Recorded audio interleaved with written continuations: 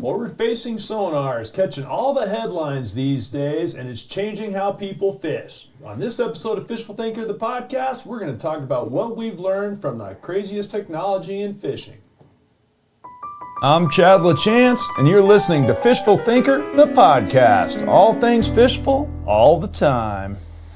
Hey guys, LaChance here. Thanks so much for tuning in to Fishful Thinker, the podcast. Of course, as always, brought to you by the fine folks at Sportsman's Warehouse. Visit them at 140 plus stores nationwide or at sportsmans.com. They will ship directly to the store closest to you.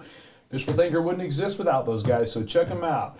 Fishful Thinker might also not exist if it wasn't for a guy by the name of Dan Swanson you might have heard of, who's joining us on this episode of Fishful Thinker, the podcast. Thanks for joining us, Dan. You're welcome. I'm happy to be here. So Dan, for those of you that might not know, is a retired fishing guide.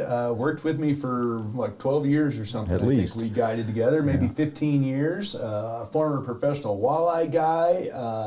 Relevant to this podcast, also a retired electrical engineer.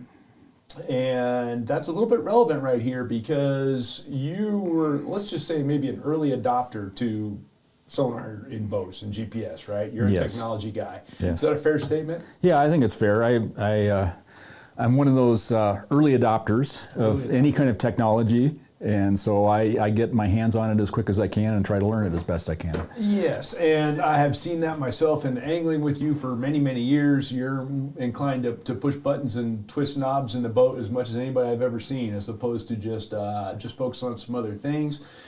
Your age puts you such that you were fishing when sonar and GPS was just getting to be particularly sonar was getting to be a big deal in boats, right? I'm not. I was say I'm not that old. When did you start using sonar in a boat? I would say in early '90s, late '80s. Okay, so a long time ago. So I didn't have sonar in my own boats until the mid '90s. So you're a little ahead of me on that.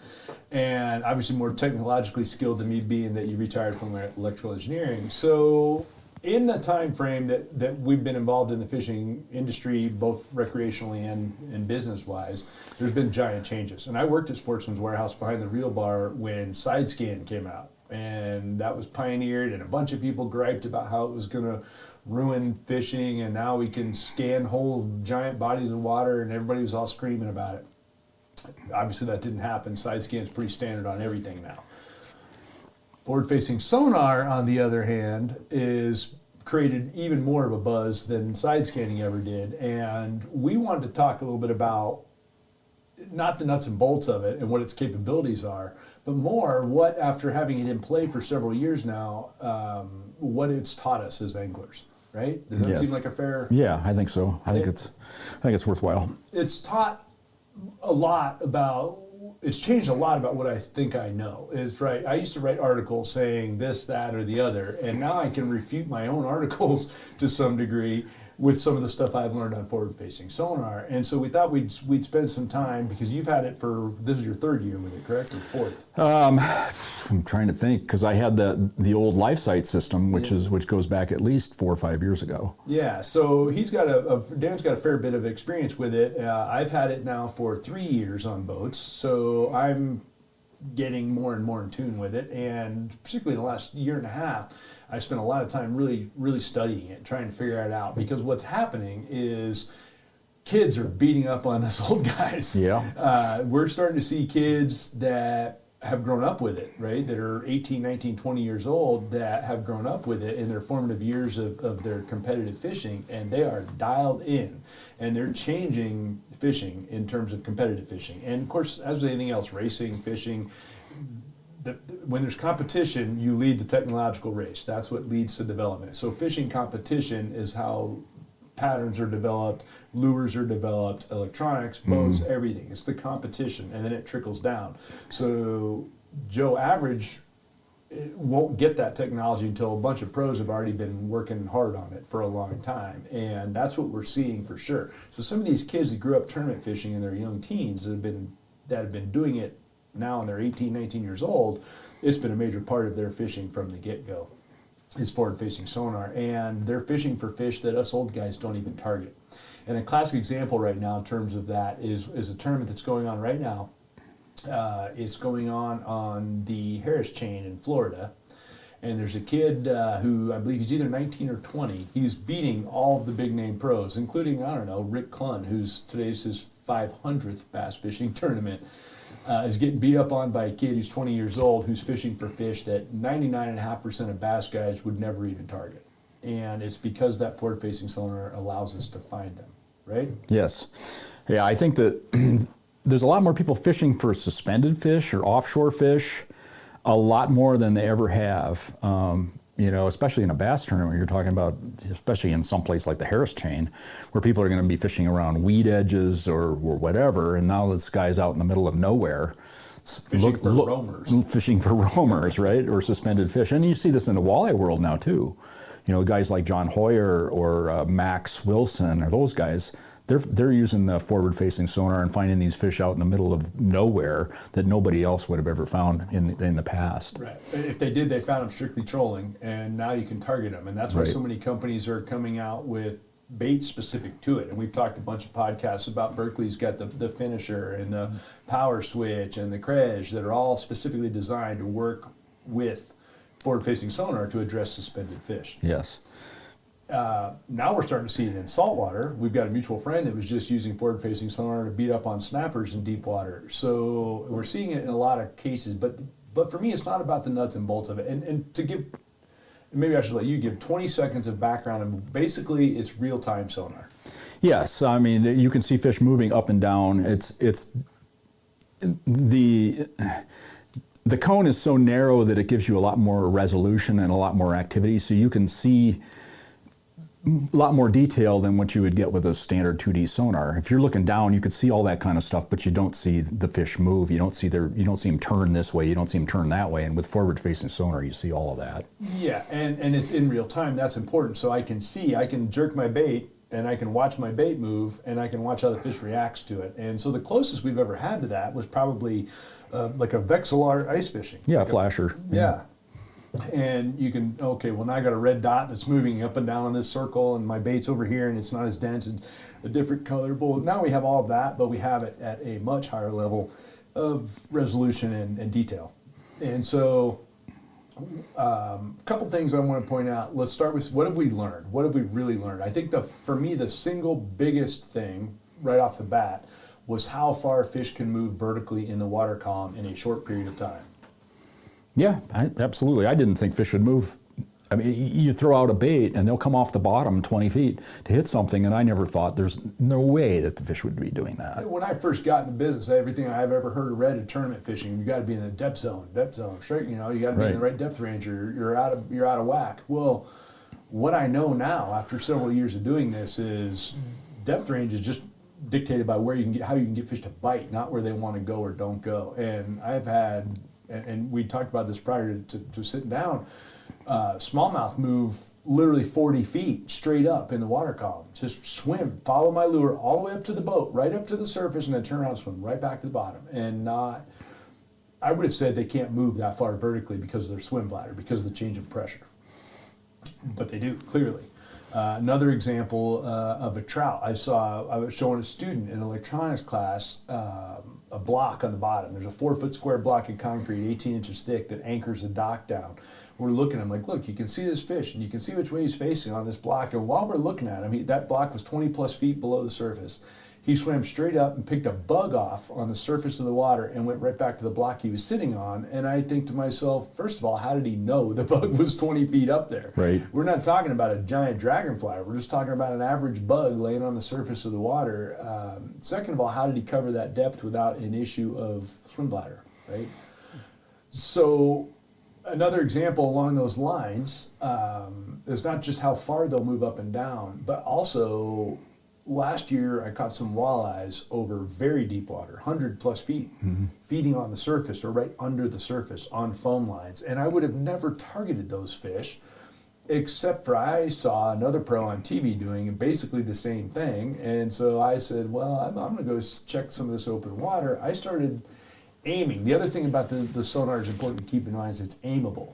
You can point it in wherever you need to point it, and that gives you something you never had with sonar before. You might know that it was out to the side of the boat because of side scanning, but you couldn't aim it anywhere. Your whole thing was to steer your boat. Now I can aim it any direction I want and figure out where my fish are. And so I went out and found a foam line in the lake from the wind. So the wind's blowing a current line. It's got a bunch of foam in it, a bunch of bugs in that foam. I start looking around with my active target underneath there, and there's some big old fish. And I throw in there walleyes. I would have never, ever in my whole career targeted fish out there. And we're talking 100 plus feet of water. Yeah. And in the past, we would have found those fish by trolling, like you pointed out earlier. And now we're able to look around and say, oh, there's a fish over there, and I can make a cast, and if I can run it at the right depth. And I like to, they will move up, but if they're not real active, they won't move up. Right? So I want to be right at that level where that fish is, and I can do that now. Because I can see my bait and my fish. Used to be we'll count the bait down, or I would use Berkeley tracer braid so that I could see my depth range. Well, now I can just look at my lure in the water column and have an idea.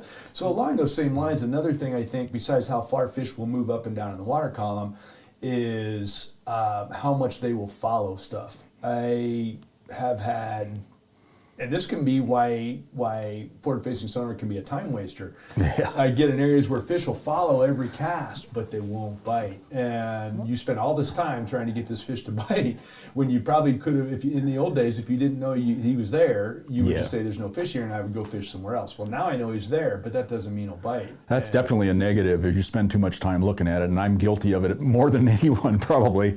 But you spend so much time looking at it, you're wasting all that time, and you probably should be fishing, and you probably shouldn't be looking at it. Once you found them, you probably need to just fish.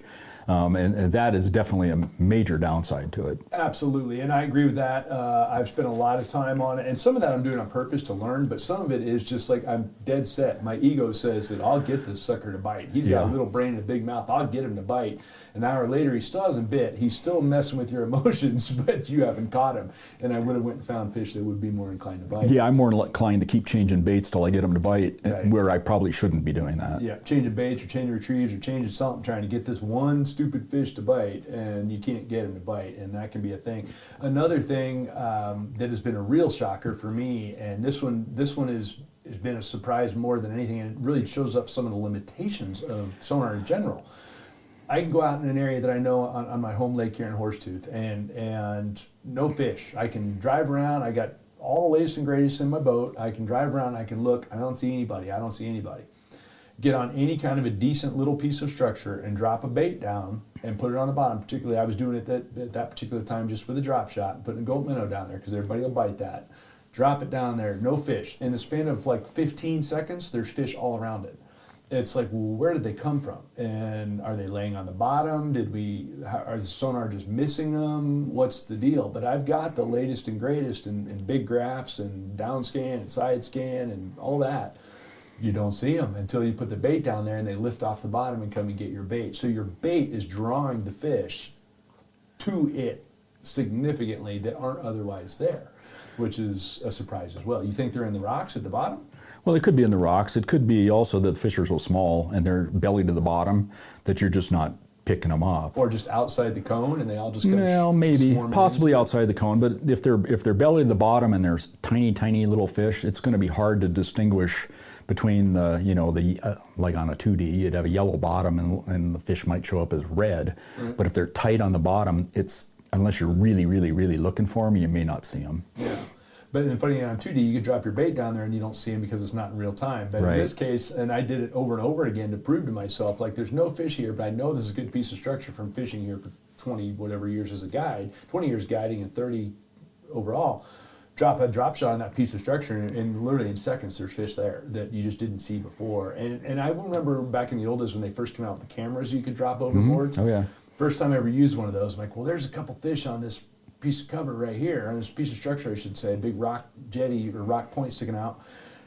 Dropped the camera down there was like 30 of them, but only 2 of them showed up in the cone on the sonar, right? And it was one of those epiphanies, like, oh, there's way more fish than we see, and they were all sitting there, and you could see them clear as day on the camera. And I feel like a little bit of that's what's going on with the forward-facing sonar. Well, certainly. I mean, like you were talking about earlier, being outside the cone. I mean, a 2D cone's only 20 degrees. If you're in 10 feet of water, you're only seeing 3. Right. So, it wouldn't take much for the fish to be outside of that. No, and And it goes back to the same thing I said about them following baits too. Fish are curious, and so you put a bait down there and give them something new in their environment, they're going to come look at it. Just no different than a fish in a fish tank. I've had bass in fish tanks for many years. I haven't in a decade now, but I used to have bass in fish tanks, and they're extremely curious. And bluegills are extremely curious about almost anything. And so you put a bait on there, and you can get them to look at it, which has been an interesting thing.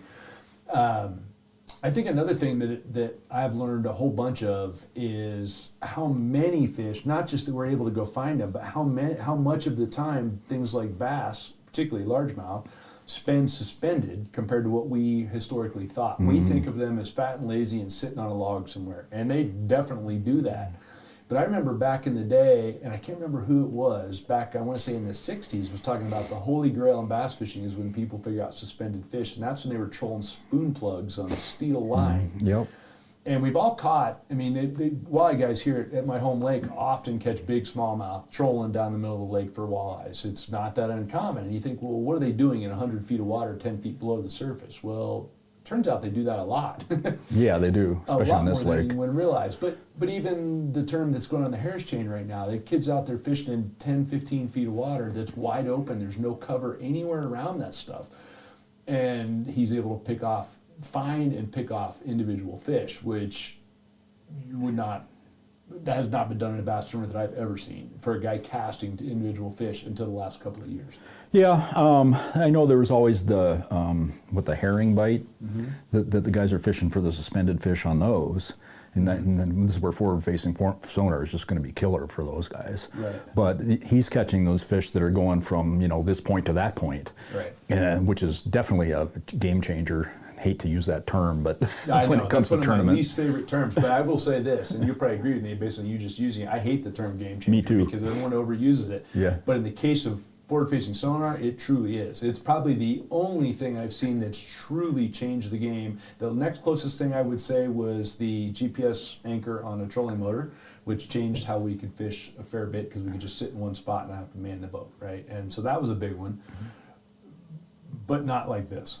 No, this is way different. I mean, in the past, if you didn't have a spot lock of some kind on your trolling motor, GPS controlled spot lock, you could easily just pulse the thing and just and do it manually. Yeah. Although turning the motor on and off, we've learned that makes a difference too. That makes a big difference, and that's another thing that's easy for me to see on the forward-facing sonar. Since you brought that up, that's an excellent one that I was going to talk about. Is how many fish will vacate as you approach. Or that will vacate if you're on the trolling motor, but not if you drift. And I've seen that a lot, particularly here fishing willow bushes. As I'm coming in the willow bush, you can see the fish on the sonar. And the beauty of it is, mine's mounted on my trolling motor, so it's going wherever my boat's pointed if I'm under power. I'm headed to the bush. I'm still a full cast length or plus away. And any decent bass angler will tell you get close enough that you can make accurate presentations into the bush, right? Yeah. And as I'm getting closer, half or 2/3 of the fish that are in the bush vacate. I haven't even gotten within range to cast, and they leave. And I just watch them swim out the side and just disappear out of the bush. And it's like, well, they're spooking from the boat. They're actually spooking from the trolling motor, I figured out. And it took me basically a year and a half to figure it out. It's the trolling motor that's spooking them. Like you pointed, it's the pulsing of the trolling motor. I've got a friend that's a fish physiologist who has assured me he's a doctorate in fish physiology. If fish don't possess the bones in their ears to detect frequencies anywhere near the height of sonars.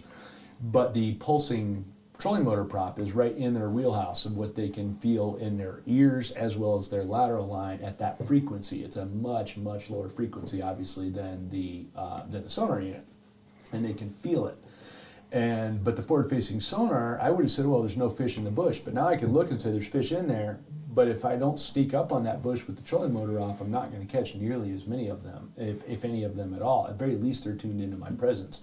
So that's something else that I've learned from forward-facing sonar is you really need to be as sneaky as you can on sneaking up on fish. And it's not just in bushes. We're talking offshore structure. You kind of see the same thing, where you point the sonar and you can see there's some fish out ahead of you, maybe a cast length away, and if you motor up to them and then put on the spot lock, it's like they're not there anymore. Well, and I was doing that a lot and this was one of my biggest things was driving me crazy as a guide for a while, is you idle over a hump. Like we fish a lot of humps. At my home lake, we fish a lot of humps.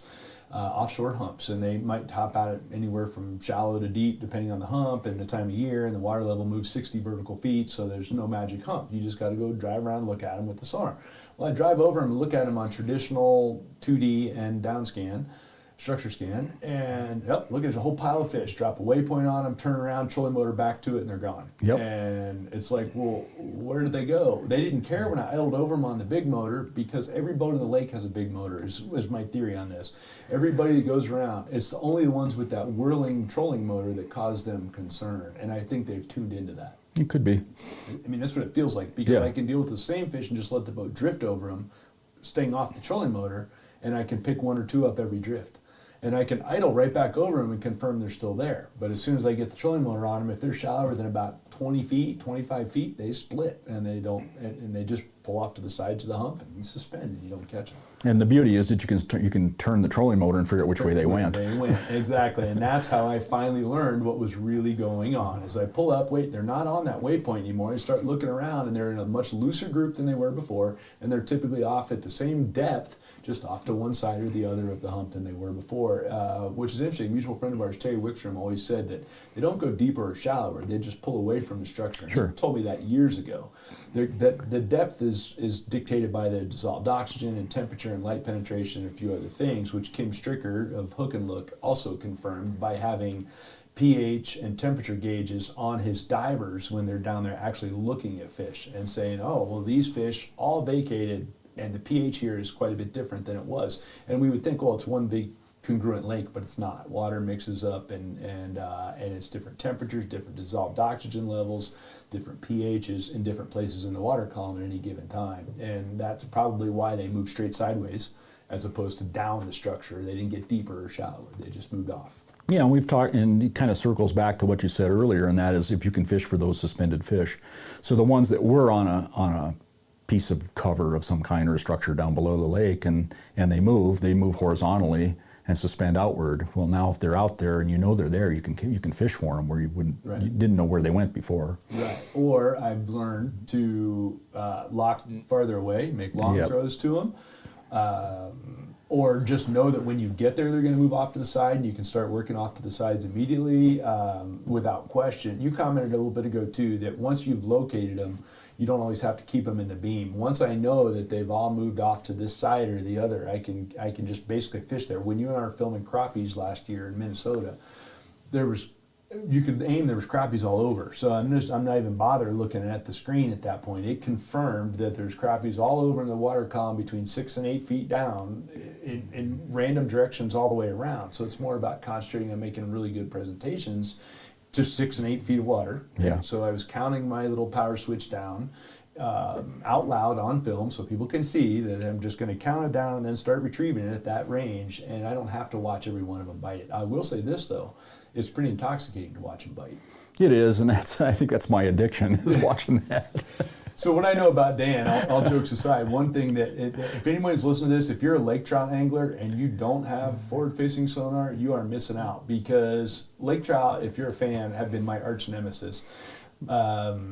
I've had great days, a couple of really great days, and I've had a whole bunch of really crap days fishing for big lake trout. Well, I took forward-facing sonar for the first time, and what I found out is they will watch your bait for a long time. There was a couple of them that took me 5+ minutes to get the bite. They don't leave, they're not worried. They'll follow the bait around, but they won't bite it. And you had shown me years ago, we were filming, we could see fish, we weren't sure if they were trout or lake trout. You're like, well, just wind your bait to the surface real slow, and if they come up with it, they'll be a laker. So, okay, I did that, and you were right, a laker swam up. On the forward-facing sonar, I was playing with that, and they would follow it about halfway, and they'd give up and go back down. But they would still follow it part of the way up each time, and then they'd go right back down to the same spot. They were not moving anywhere, but they were real happy to sit there and watch your bait the whole time. Oh, yeah. And I could work on them and work on them and work on them and work on them, and some of them never did bite. Some of them bit right away, but they will sit there and watch that thing for a long time. And it doesn't matter if you drop different lures on it. It's almost like there's a switch that flips on some of them and not on others. Yeah, it's funny how you can reel it up. They'll come up halfway to the water column, then you turn around, go back down. You drop your bait, and they follow it back down again. To the bottom, you can sit there and play with them for a long time and never get them to bite. And never get them to bite, exactly. And I did that a bunch on lake trout, and I'm actually looking forward to going lake trout fishing again this year with that, because I think I'll be in a fat part of the bell curve of learning a little bit more about lakers than what I know right now, and having that kind of constant intel is going to be a key thing. I think some people have asked me, well, is it going to kill fishing? Is it going to hurt fishing? Is it in the long run? And there's certain species I feel like that have potential to be burned up by forward-facing sonar. First one, in my opinion, is crappie, because crappies don't like to move, for one. They're very, very stationary fish. They don't like to swim long ways, and they sit under stuff, which makes them perfect for forward-facing sonar to locate. I think that you guys could clean out crappie waters pretty easy with forward-facing sonar. Yeah, I think they can, and again, this comes back around to, where are you? So if you're in the Midwest someplace or Lake of the Ozarks, or someplace where there's lots and lots and lots of crappies, you're probably not going to really hurt them very much. You do it in Colorado, where we don't have a ton of crappies and we don't have a ton of lakes that have crappies. It'd be pretty easy to devastate that population pretty quickly. And this is where selective harvest and angler ethics and all that kind of stuff is really necessary, so that you don't damage the thing. Right, and I think what will end up happening is that fishery managers will have to adjust their thing if that's happening, to where either lower limits or increase size limits or whatever it is they have to do to bring it all back in check. It'll equalize itself. But I think if I was a crappie guy, there's no way I wouldn't have forward-facing sonar. Another one you and I were talking about is they did a muskie fishing tournament in Canada. One boat in the tournament had forward-facing sonar. None of the rest of the boats did. That boat, I think they landed 9 muskies in one day. The next closest boat caught 1. And so the key was they were cruising around finding one fish and then fishing to that fish, which you can't do without an aimable sonar. Right, and the muskie fishing now is no longer the fish of 10,000 casts, because you can find the fish with the forward-facing sonar and then cast a specific fish. And then guys are doing that with walleyes too, where they're casting to specific walleyes. Like that one's a big one, I'm going to cast to it. Right. So it's definitely changing tournament fishing, and either adapt or die, as they say, and which is one of the reasons you're seeing some of this where they're outlawing it in some tournaments, because it definitely is changing the way that they fish. Right. I know in one of the biggest saltwater tournaments out there, they have 2 categories, one for forward-facing sonar and one without. And so you're not fishing against the guys that have it, because it is such an advantage in the open ocean where fish are swimming. We're talking about billfish tournaments. We're talking about guys aiming across vast expanses of open ocean looking for large predator fish swimming in open water. And so now they have 2 categories for that. I was having a talk with a guy who's a fan of racing and bass fishing. I figure there's probably a lot of those, right? And he says, well, with these bass boats now, you're starting to see, they got 6 graphs and 2 or 3 forward-facing sonar transducers on there, so they're seeing all the way around the boat. He says, we need a claiming rule. If you're familiar with claiming rules, where everybody in the tournament can buy anybody else's car or motorcycle, as the case might be, and that keeps money from winning races. Well, if we have a claiming rule in fishing, you can decide, do I want a lot of sonar, do I want a bigger motor, do I want a fancy boat or a junky boat with a good sonar or whatever, and put a limit on it, because it is a distinct advantage. And I think we're starting to see some of the older pros that are starting to consider retiring more because of the fact that the younger kids have changed how they fish. And guys like Jacob Wheeler being pioneers in that, and has been dominant for the last 4 or 5 years. He has been dominant. Even before forward-facing sonar, he was one of the best, no doubt. He's adopted every bit of technology. And interestingly, and we're going to have to wrap this thing up for here in a few minutes, but interestingly enough, the other thing I'm seeing, and I just had a long talk with Dan Spangler, who's the senior hardbait development manager for Berkeley. It's also creating a major trend in downsizing lures, because we're finding out how many fish don't bite, and it's so much easier to trick fish with little lures. And as an early adopter of a 3-inch gold minnow and 8-ounce jig head, it's good for my ego, because I adopted that thing when it first was launched, because it caught me tons and tons of fish. And I was a big bait guy before that, and I'll be the first to tell you, big baits can be fun and you can catch some big fish, but if you want to catch them every time, fish a smaller bait, and that's becoming an industry thing, to the point where you're seeing a lot of bass guys with their egg beaters or whatever you want to call it. Bass guys are famous for not liking spinning gear, but everybody on the tournament now has got spinning gear on the deck of the boat on any given day because they need little baits. Yep. And Jacob Wheeler, we were just talking about, he just won a major tournament. He had 5 different rigs of what amounts to a 3-inch minnow. They're calling them just straight tail minnows on a jig head, and slightly different jig heads, slightly different line, whatever. But he had 5 of those rigged, and that's all he fished. And there were no jerk baits, no crank baits, no swim baits, no big baits of any kind. Biggest bait on the deck of his boat's 3 inches long, and he won 100 grand for it. So pretty impressive to see. So Dano, in wrap up, as a technological guy, how much do you think has affected your angling in the last 5 years? I think it's definitely taught me a lot about fish, and it's changed the way I fish just because of the different kinds of fish behaviors that I see now that I didn't know about before. Right. And if you're one of those people that's automatically against it because you think it's easy, trust me, it's not. It's there's a lot more to it than it sounds like. We're telling you all these advantages, but it took me a good year of using it to have really confidence in it, to understand how far away things are, what kind of fish am I looking at, are my settings right. It took me a while, but it's worth my experience learning, and it has actually kind of re-energized my fishing a little bit because it's just it's invigorating. To be in a fat part of a learning curve again, whereas you feel like after doing this for as long as I have, that you feel like you know what you're going to know, and you're an old dog, and now I got a new trick, and I like it. So, well, you know, you're fishing around fish too, which makes a big difference. Yeah, that helps a lot. Yeah, to know where they're there. Yes, it does. So, well, I appreciate it, Dan. Always a pleasure to have you on. Dano's retired, guys, from fishing, so you can't book him for guiding anymore.